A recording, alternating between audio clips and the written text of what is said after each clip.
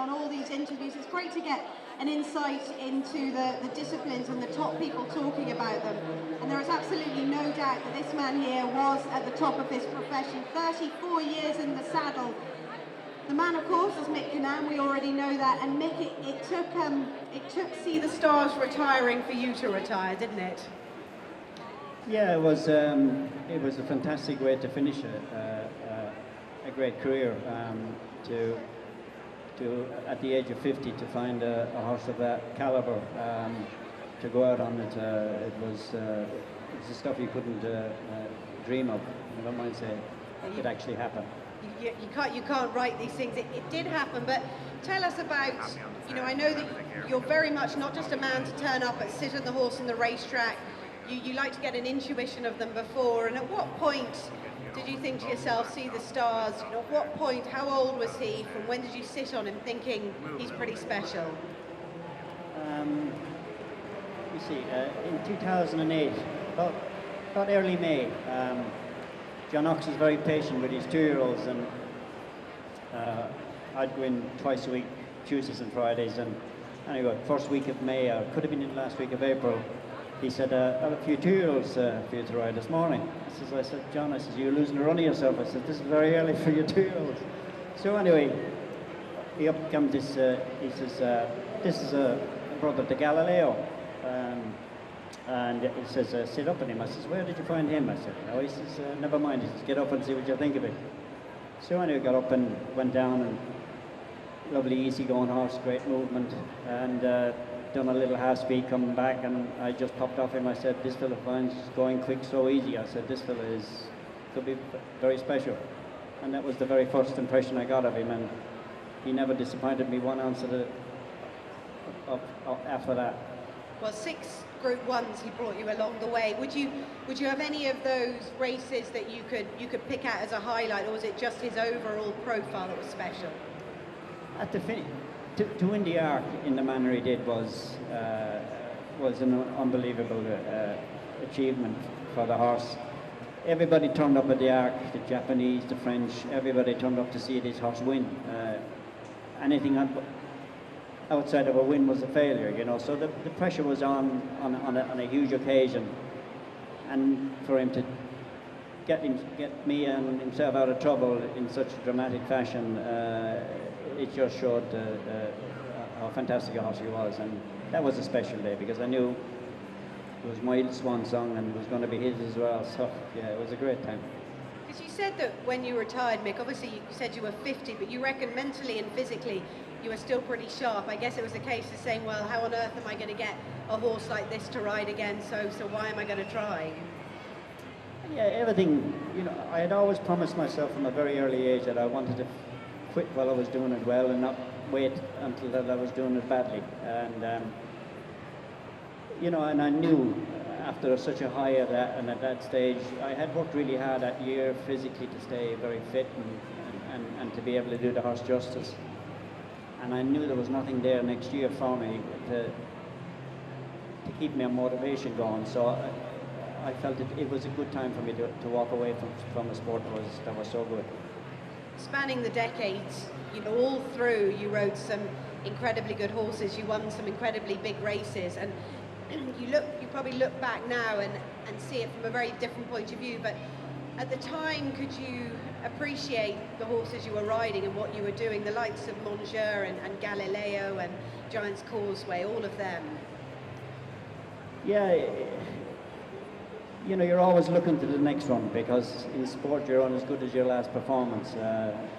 You win a Group 1 today and you turn up tomorrow and you ride a horse in a Group 1 and you make a mistake. They don't remember yesterday. You don't even remember the mistake you made today. So things pass you by quickly because that's the nature of the sport. It's going so quick, and you have to stay focused ahead and not look back. You know, I knew at the time I was riding incredible horses. You know, I was riding multiple champions every year, and it's you know, you're lucky if you ride one in a lifetime. But I was getting on board. You know, I could have been riding 3 or 4 champions in a season, and it was you have to pinch yourself at times. Yes. You can look back on it all now, at least. In terms of the flat career, your father actually, Tommy, he was a you know, he was one of the most renowned jump jockeys. He actually won the Championnat on Monksfield, and that's a very famous victory, a very famous partnership. So was it expected that you were going to go down the National Hunt Jockey route? Yeah, well, I was brought up to be a National Hunt Jockey. I never have thought I would stay light enough to be on the flat, because Dad and all the uncles all rode over jumps, and my brothers were riding over jumps.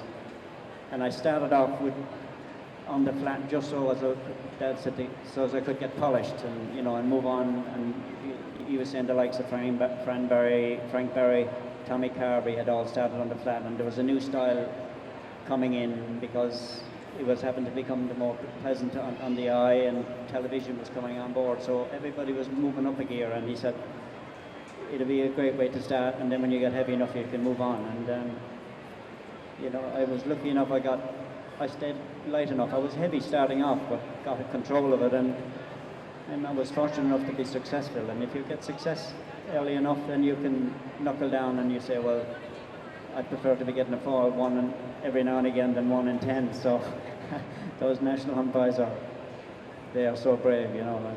Any fellow who holds a National Hunt license is a fan in my eyes, I can assure you. I always feel there's actually quite a lot of flat jockeys out there. I can think now of Richard Hughes, Jamie Spencer, and they've all had a little go over jumps, but you feel that they still want to do it. They can't possibly change their situation for the success they're having. But do you ever think, God, I wish I'd ridden in a jumps race? Well, I had always promised myself I would, and then I got a bit too old. I thought then it's not very wise. So yeah, it's the one thing that I said I wanted to do and I never did. But I think I had to make the wise decision. My wife decided, said, no, you're not doing that. Well, I think you made the right decision, because you managed to stay in pretty good shape and ride Group 1 winners until you were 50. So that was pretty good going.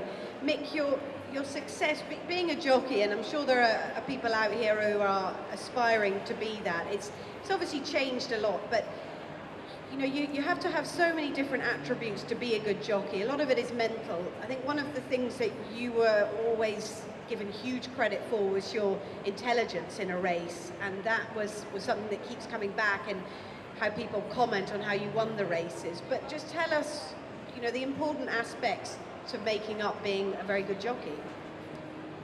I was probably very lucky that once them gates opened, you know, I'd always have my preparation work done leading up to a big race, maybe 5 days or a week before, and I'd be nervous, and I'd probably be a little bit difficult to live with. But closer than I'd get to the time, I'd get myself into the zone, and I was always very lucky. Once those gates opened, everything was in slow time for me. I was able to always have time to think. And that was probably my biggest asset, that I was always able to just concentrate, and the loudest thing I could hear was always my own thoughts. So if that's what you can hear, you're paying attention, you know. Weight problems are probably worth mentioning, because this is something so many people face. It's an overriding issue for a lot of jockeys. You know, to what extent did you face weight issues? You obviously pointed out that you stayed light enough to be able to stay on the flat. When I was an apprentice, I was quite heavy, and when in my early 20s, I was heavy. I struggled, but at the time I went to a dietitian called Dr. Darrow. He was the guru at the time for diets, and he got me in. I had to work hard at it, but he got me to how to eat healthily, stay away from anything of a packet, and eat, you know, and eat fresh food and lots of exercise.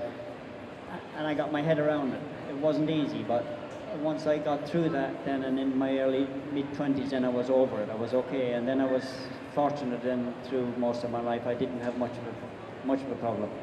And also, it's a lot to be said as well for riding the good horses. Gives you the motivation as well, just to keep that sensible eating going. Yeah, getting up every day just to ride ordinary horses is not it's not an easy life. It's demanding, a lot of traveling, you know, so, you know, it's not easy for the guys who don't make it to the top to go and out there and get away. Just a tough profession. The international circuit is something we should mention, because You were really one of the first jockeys from Ireland, even Europe, to get out on the international stage, go to Hong Kong, go to America, go to Australia, and beat those guys at their own game. And it's a huge thing. We look at it now and we can take it for granted. When we see 3 European winners last night at the Breeders' Cup, we've just seen, you know, 2 horses win races in Melbourne, but that shouldn't be underestimated. I think you won the Belmont Stakes early 90s on Go and Go, and then Vintage Crop a few years later, and this was huge. We shouldn't take this for granted. Now it's being done more.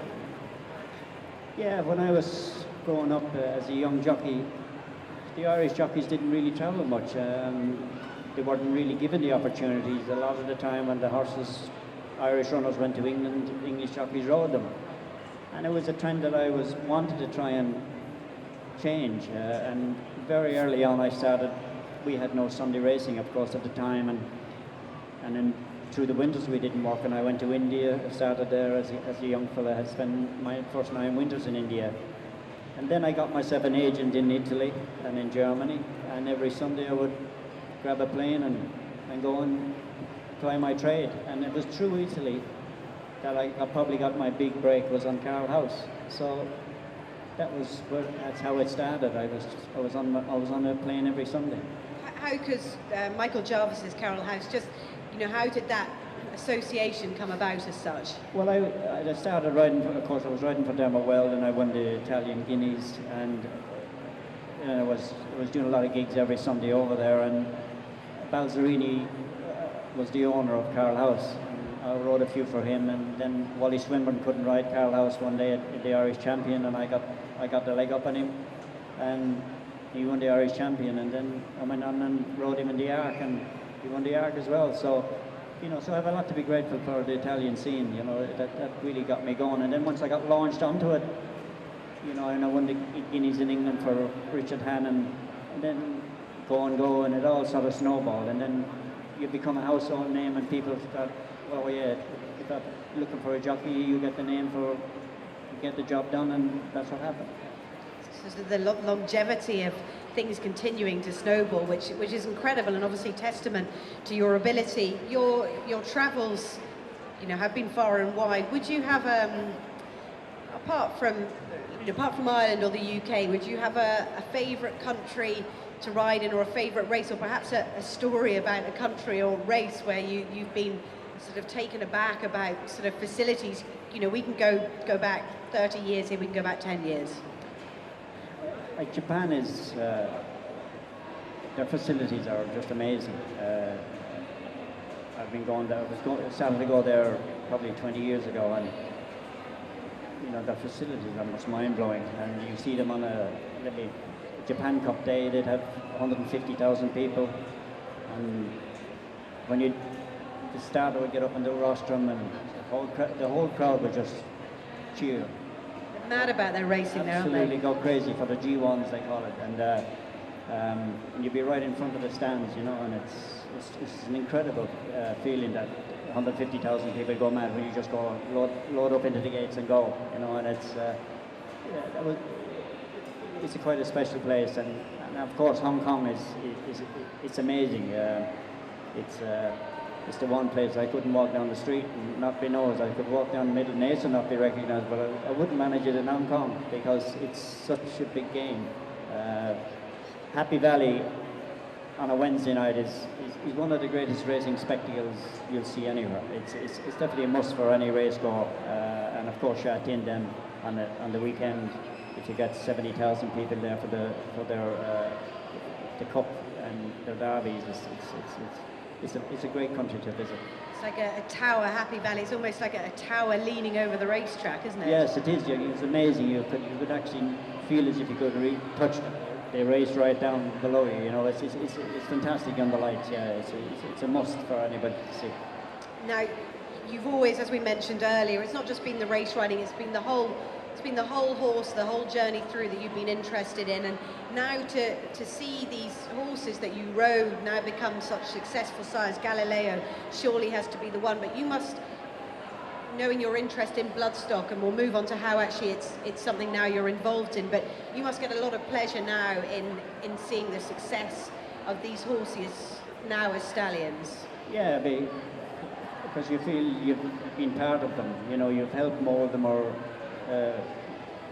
you know, we only get to finish the job. You know, there's a lot of work goes into a horse before they leg me up, and they lose all control of it, and for about 5 minutes. And sometimes we do it good, and sometimes we don't do it so good.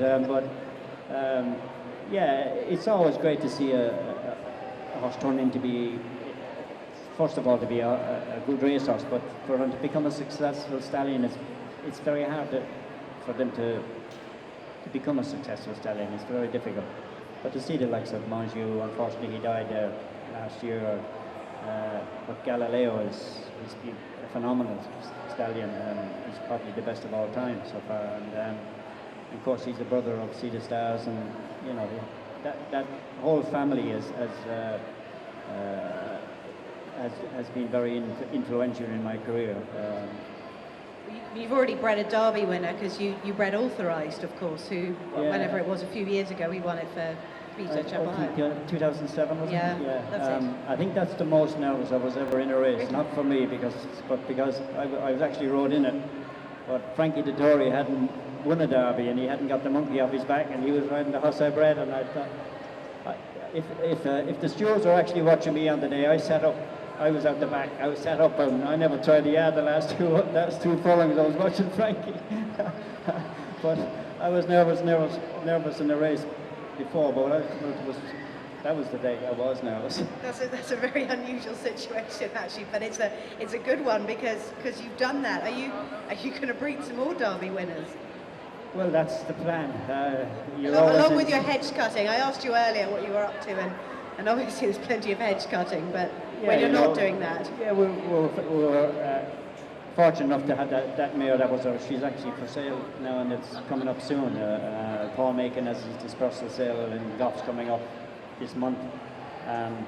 But the search continues. I have some other mares with a nice filly that we bought, bred our first winner in Japan there, Sea the Stars, there a couple of weeks ago, and that's her first produce. And so an exciting start for her. Maybe we found another one, and he runs in a good 3 coming up soon, and so we have more progeny come from her and a few other mares there. So you just never know. Maybe we've stumbled on another one. Well, fingers crossed. Anyway, we've mentioned a lot of the very good horses that you've ridden. Not all of them by any means, but is there a horse, maybe perhaps one of the lesser known lights, a slightly quirky type that you just had a bit of a soft spot for along the way? There was 2 horses I probably loved riding more than any were Pitsulski. I had 2 great years with him. He won the Japan Cup Champion Stakes, Irish Champion, English Champion. But he was a lovely horse to ride. You could be part of him. He was so well balanced, and he really tried. You know, he put himself out on a limb for you, and I really enjoyed him. And another horse would have been Rocker Gibraltar. He was push button stuff. You know, he had 100 yards acceleration that no horse had, and you could wait with him all day and produce him. And yeah, I had great fun riding him, and also of course Sir Alex was involved at the time, and it was a good time in my life. Yeah, so those 2 horses probably I had great fun with. The journey through, though, did you do your apprenticeship with Liam Brown? Yes. That's correct. And then you were with Dermot Weld for a very long time, about 15 years, and then you were at Ballydoyle, and then John Knox. You've been associated. You had long associations with very successful yards, but it takes it to two sides of the coin for the success to work. But they were long stints at each. Yeah. You know, when the trainer and a jockey, they have to work together, you know, and the trust has to be there, because not every day is going to be a good day. And you know, you'll make a mistake and you have to move on from it, and hopefully you learn from it. You know, and it's very important to have a trainer backing you up and have the confidence and legging you up, and make it now as your job. You'll discuss it with him, and you know, and tactics wise, and if it's not plan A, then you all might have to go to plan D. You know, it just things change. You know, when the stall's open, anything can happen. You know, so there's nothing written in stone, and you know, once a trainer jockey have a good trust, then it'll blossom. You know, you're there to support one another because everybody needs support. Just to finish up, really, the demands now that face young jockeys in Ireland, in the UK, they've probably changed a lot. What do you think the changes are now facing young jockeys, for the better and for the worse? Yeah, well, media attention is difficult. You know, it's a hard thing for young jockeys to take on board because they'll build you up, and then they get tired of saying good things, you know, and then the pitfalls.